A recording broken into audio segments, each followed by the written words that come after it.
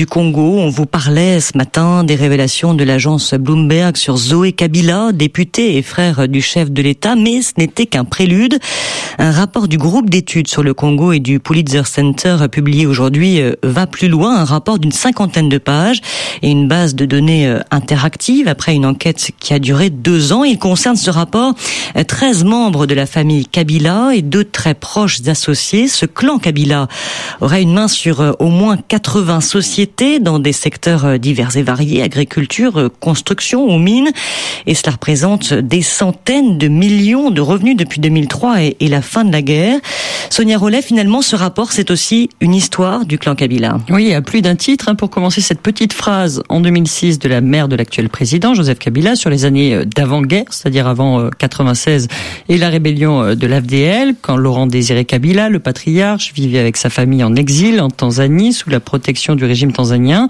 Mama Sifa disait de ces années: nous n'avions rien, je cultivais un petit champ, je vendais mes légumes au marché comme n'importe quelle femme pauvre africaine. Alors 20 ans plus tard, selon les données compilées dans cette enquête, 13 membres de famille, le président inclus, ses enfants, y compris mineurs, sont à la tête ou ont départ dans au moins 80 sociétés, des centaines de millions de dollars, vous le disiez, de revenus depuis 2003, des dizaines de millions en biens matériels, une enquête qui risque de faire du bruit en République démocratique du Congo, quand aujourd'hui les caisses de l'État sont vides et les élections qui sont censées entraîner le départ du président Joseph Kabila, chef du clan, sont repoussées, notamment au motif qu'il n'y a pas assez d'argent dans les caisses de l'État pour les financer. Alors officiellement, Joseph Kabila, sa sœur Jeannette et son frère Zoé, ayant tous des fonctions officielles, ont dû déclarer tous ces revenus et leurs sources. Alors on peut pas tout détailler, l'enquête est foisonnante, mais d'abord Sonia Rollet, pour se donner une idée, le clan Kabila possède l'équivalent de 10 fois l'île de Manhattan de terre en RDC. Oui, plus de 73 000 hectares, quand la taille moyenne d'une ferme au Congo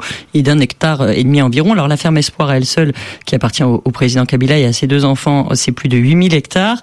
Maman Olive, sa femme, a une fondation, on le sait, mais aussi des sociétés comme Ocifal, qui fait un peu de tout, des mines, du pétrole, de la construction. Petite révélation, l'ONU a versé à cette société, officiellement sans le savoir, la coquette somme de 270 000 dollars de loyer en 2015.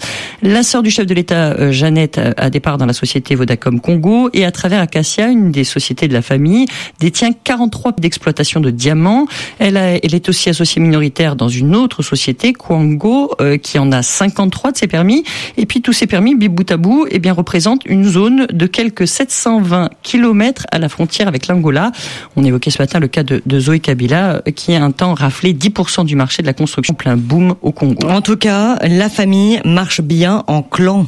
Oui, effectivement, et tous les intérêts sont mêlés, celui des frères et sœurs, des enfants du président, tout cela se croise. On fait des affaires en famille chez les Kabila et on s'intéresse à tout, depuis les compagnies aériennes, les permis de conduire, les restaurants, jusqu'à l'évident, le minier et les terres.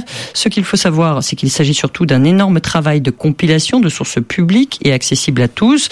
Il y a beaucoup de sociétés, parfois des alias, mais l'essentiel de ces révélations et de ces relations d'affaires, on peut les découvrir dans les colonnes du journal officiel ou constater dans les registres du ministère du Commerce que beaucoup de ces contrats sont obtenus par la famille dans le cadre du cas dit de force majeure, c'est-à-dire quand il y a une guerre, une catastrophe naturelle, ce qui leur permet de se soustraire aux obligations légales, comme par exemple de payer des taxes. Sonia Rollet, et pour en savoir plus sur cette enquête, voici le site congoresearchgroup.org.